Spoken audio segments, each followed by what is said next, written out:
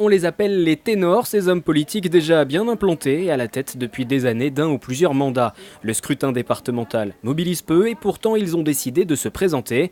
Pour le maire d'Elancourt, ancien député des Yvelines, il s'agit de multiplier les occasions de récupérer des ressources pour son territoire. On est en train d'asphyxier les communes. Moi je suis maire, j'ai jamais vu ça. J'ai une baisse de 20% de mes moyens. Mais qui résiste à une baisse de 20%? On paye les écoles, on paye les crèches, on paye les routes, enfin les prestations pour les seniors, mais c'est dingue. Donc bien sûr que là on se dit il faut monter, il faut aller chercher des moyens ailleurs. Toujours à droite, la candidature de Michel Laugier sur le canton de Montigny-le-Bretonneux témoigne d'une certaine prise de risque. Maire et président de la communauté d'agglomération de Saint-Quentin en Yvelines, il est opposé au sortant, lui aussi maire, mais socialiste, à Guyancourt, François Deligné.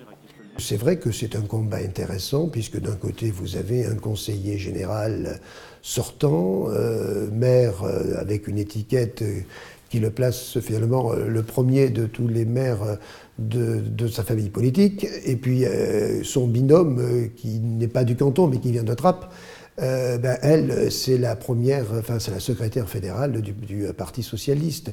Donc c'est sûr qu'ils sortent là une équipe choc. Eh bien écoutez, moi je resterai toujours le même, fidèle à mes valeurs, fidèle à mes principes. Joséphine Colmans-Berger, maire UMP de Plaisir, ou encore Philippe Benassaya, maire UMP de Bois d'Arcy, font aussi partie de ces ténors. Ils sont donc nombreux, à droite, à avoir répondu à l'appel de Pierre Bédier, président sortant du Conseil général, qui souhaite l'emporter dans chacun des cantons, ce qui inquiète son opposition. Pierre Bédier, le président du Conseil général, UMP. UMP depuis très longtemps, le Conseil général des Yvelines, dit partout qu'il veut faire le grand chelem. Donc moi je pose, et c'est pas impossible, vu le taux d'abstention, je pose la question aux Yvelinois, et je pose la question aux Yvelinois de gauche. Est-ce qu'il est bon pour la démocratie locale qu'il y ait une assemblée départementale monocolore, uniquement représentée par des élus de droite?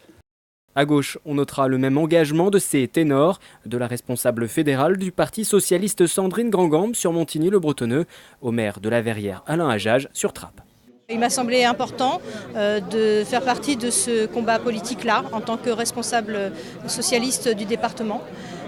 C'est, je pense, nécessaire qu'on ait des socialistes, on ait des gens de gauche au sein de ce département. On n'est pas stupide, on sait très bien qu'on ne sera pas majoritaire, mais on tient à ce que l'opposition existe au sein du département. Le verdict sera rendu comme toujours par les urnes et ce dès le 22 mars.